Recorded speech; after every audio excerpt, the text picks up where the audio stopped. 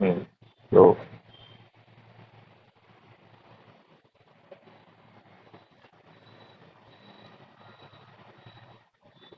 हम्म हम्म हम्म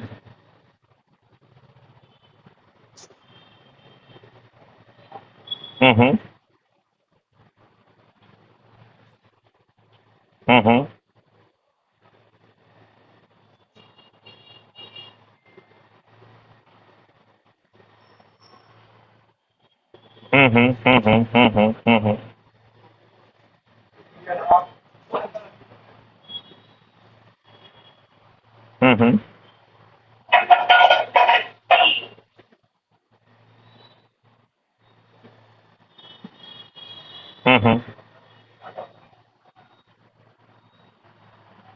हम्म हम्म हम्म हम्म।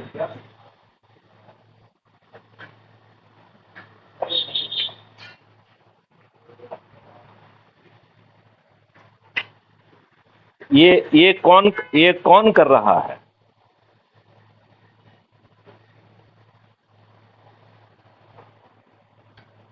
क्या क्या ये संगठित सामूहिक कार्रवाई नहीं है कि एक होटल में 100 लोगों को, इंजीनियर्स को एम्प्लॉय करके फर्जी झूठी एआई के द्वारा रील बनाई जा रही है राजनीतिक हितों को साधने के लिए?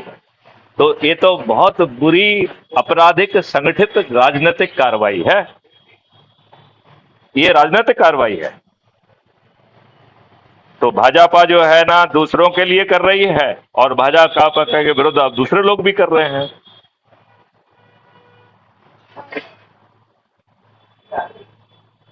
हम्म।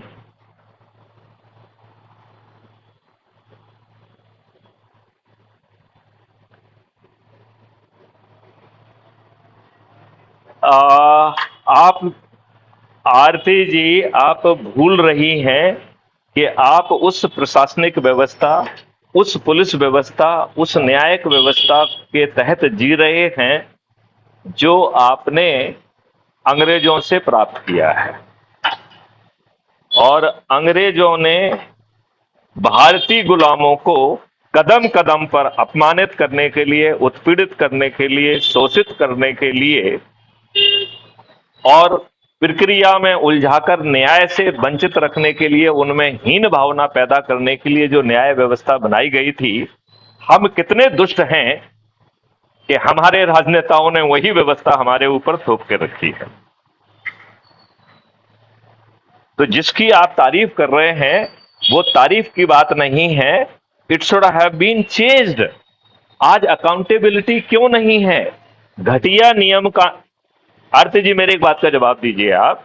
घटिया नियम कानून के तहत घटिया नियम कानून के तहत जो अंग्रेजों को, घटिया नियम कानून के तहत जो पुलिस की जिम्मेवारी है, आज आपकी पुलिस वो भी कार्रवाई क्यों नहीं कर रही है? आपकी सही बात पे कार्रवाई होती नहीं है। आपको अपमानित किया जाता है, आपसे पैसे की मांग की जाती है, और इतना ही नहीं, आपके अपोनेंट को बुलाकर उससे धन लेकर आपके विरुद्ध झूठा मुकदमा भी कायम किया जाता है। तो हमने अकाउंटेबल पुलिस क्यों पैदा नहीं की?